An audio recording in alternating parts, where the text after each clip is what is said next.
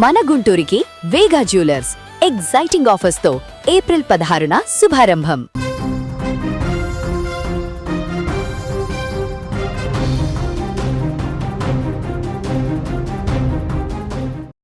Inter పరీక్షలు రాసిన విద్యార్థులు తీవ్ర ఒత్తిడిలో ఉంటారు. పాస్ అవుతామా లేక ఫెయిల్ అవుతామా అని ఫలితాలు వచ్చే వరకు బిక్కుబిక్కుమంటూ బతుకుతారు. ఆ వయసులో క్షణికావేశంలో నిర్ణయం తీసుకొని కుటుంబ సభ్యులకు జీవితాంతం కన్నింటిని మిగిల్చుతారు. మార్కులు తక్కువ వచ్చినా లేకపోతే ఫెయిల్ అయితే తల్లిదండ్రులు, టీచర్లు, చుట్టుపక్కల వాళ్ళు ఏమనుకుంటారు అని భయపడి ఫలితాలు విడుదల కాకముందే చనిపోతున్న విద్యార్థులు చాలామంది ఉన్నారు. తాజాగా ఖమ్మం జిల్లాలోనూ అలాంటి దారుణమైనటువంటి విషాదకర ఘటన చోటు చేసుకుంది.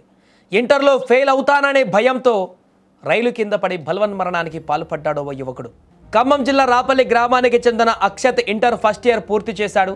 ఇంటర్ ఫలితాలు రానుండగా అందులో తాను ఎలాగైనా ఫెయిల్ అవుతాననేటువంటి భయంతో ఇటీవల గురువారం రోజున ఫలితాలు రాకంటే కొద్ది రోజుల ముందే రైలు కింద పడి బలవన్మరణం చేసుకున్నాడు. ఎంపీసీ ఫస్ట్ ఇయర్ చేసిన అక్షత్ తాజాగా వెలువడ్డటువంటి ఇంటర్ ఫలితాలలో 347 మార్కులతో అన్ని సబ్జెక్టులు పాస్ అయ్యాడు. దీంతో అక్షత్ తల్లిదండ్రులతో పాటు రాపల్లి గ్రామస్తులు ఇప్పుడు తీవ్ర కన్నీటి పర్యంతమవుతున్నారు. అక్షత్కు ఇంగ్లీష్లో 67, సంస్కృతంలో 60 మార్కులు, మ్యాథమెటిక్స్ 1లో 40, మ్యాథమెటిక్స్ 2లో 58, ఫిజిక్స్లో 49, కెమిస్ట్రీలో 54, ఇంగ్లీష్ ప్రాక్టికల్స్లో 19 మార్కులు వచ్చాయి. దీంతో ఫస్ట్ ఇయర్ ఫలితాలలో 470 మార్కులకు గాను 347 మార్కులు సాధించి బి గ్రేడ్లో మంచి ఉత్తీర్ణత సాధించాడు. కానీ ఫలితాలు రాకముందే తాను పాస్ అవుతానో లేదో అనేటువంటి ఒక భయాందోళనతోటి ప్రాణాలు తీసుకోవడంతో ఇప్పుడు నూరేళ్ల జీవితాన్ని ముగించేశాడు. మిత్రమా, ఒకటి గుర్తుంచుకో, పరీక్షలు అందులో వచ్చేటువంటి మార్కులు మాత్రమే భవిష్యత్తును నిర్ణయించవు. ఒకవేళ ఫెయిల్ అయితే సప్లిమెంటరీ పరీక్షలు రాసి మళ్ళీ పాస్ అవ్వచ్చు. అసలు చదివే ఇష్టం లేకపోతే వేరే వృత్తులు స్థిరపడవచ్చు. మన చుట్టూ ఉన్న ఎందరో కనీసం 5వ తరగతి కూడా చదవకపోయినా వ్యాపారాలు, కళలు వంటి అభిరుచి ఉన్న రంగాలలో రాణిస్తున్నారు, కోట్లాది రూపాయలు సంపాదిస్తున్నారు. అంతేగాని ఇలా అర్ధాంతరంగా తనువు చాలించడం వల్ల కన్నవాళ్ళకి కడుపు కోత మిగిల్చిన వారే అవుతారు తప్ప ఇంకా ఏ ఉపయోగం కూడా దానివల్ల లేదు. ఒక్కసారి చూడండి మార్కులు ఎంత అద్భుతంగా కనిపిస్తున్నాయో. గత గురువారం చనిపోయాడు. తాను పాస్ అవ్వను, ఫెయిల్ అవుతాననేటువంటి ఒక భయాందోళనతోటి, నేను ఫెయిల్ అయితే ఇంట్లో వాళ్ళు ఏమంటారో, చుట్టుపక్కల వాళ్ళు ఏమనుకుంటారో, బంధువులు ఏమనుకుంటారో, ఇక నా ముఖం ఎక్కడ చూపించుకోగలను అనేటువంటి మనస్తాపంతో తనకు తానే తన మీద కలిగినటువంటి విరక్తితోటి జరిగినటువంటి ఒక మిస్అండర్స్టాండింగ్ కారణంగా తన ప్రాణాలు పోవలసిన పరిస్థితి ఏర్పడింది.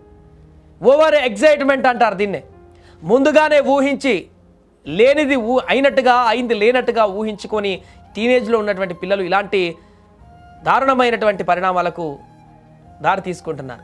చూడండి, ఇప్పుడు ఆ పిల్లోడు కనుక బతికి ఉంటే ఇలాంటి పరిస్థితి వచ్చి ఉండేదా? కనీసం తను ఒక 3 రోజులు రిజల్ట్ వచ్చే వరకు ఆగి ఉన్నా కూడా ఇలాంటి పరిస్థితి వచ్చి ఉండేది కాదు. తాను ఫెయిల్ అవుతామనేటువంటి మనస్పర్ధతో ఈ యొక్క పరిణామానికి పాల్పడ్డాడు. కానీ రిజల్ట్ వచ్చిన తర్వాత తాను అద్భుతంగా పాస్ అయ్యాడు. తాను రాసినటువంటి ఎగ్జామ్స్లో ఉత్తీర్ణత సాధించాడు. కానీ ఏం ఉపయోగం? ఇప్పుడు ఆ మనిషి లేడు. తను పాస్ అయ్యాడు, మార్కులు వచ్చాయి, ఇక ఎవరి దగ్గర కూడా తను తల వంచుకునేటువంటి పరిస్థితి లేదు.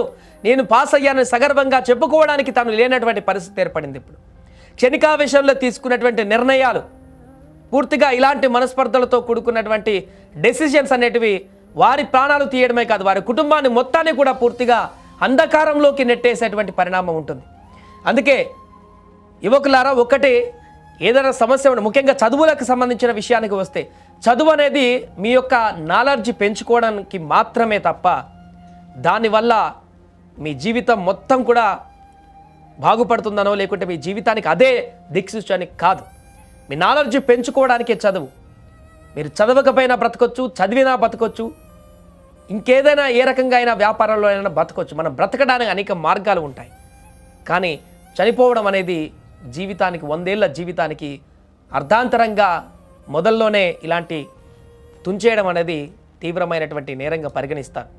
ముఖ్యంగా తల్లిదండ్రులకు తీరని శోకాన్ని మిగిలిస్తారు, బంధువులకి తీరని ఆవేదన మిగిలిస్తారు. ఇలాంటి పరిణామాలకు ఎట్టి పరిస్థితుల్లో ఇలాంటి యువకులు కూడా అలాంటి ఆలోచన ధోరణికి వెళ్ళకూడదు. స్ట్రాంగ్గా ఉండాలి. ఎగ్జామ్స్లో మార్కులు వచ్చినా రాకపోయినా మన లైఫ్ని ఇంకా ఏ రకంగా లీడ్ చేయొచ్చు అనేటువంటి దృఢమైనటువంటి ధైర్యంతో ముందుకు వెళ్ళాలి తప్ప ఇలాంటి నిర్ణయాలు తీసుకోవద్దంటూ కూడా ఇప్పటికే చాలామంది నిపుణులు కూడా చెప్తున్నారు.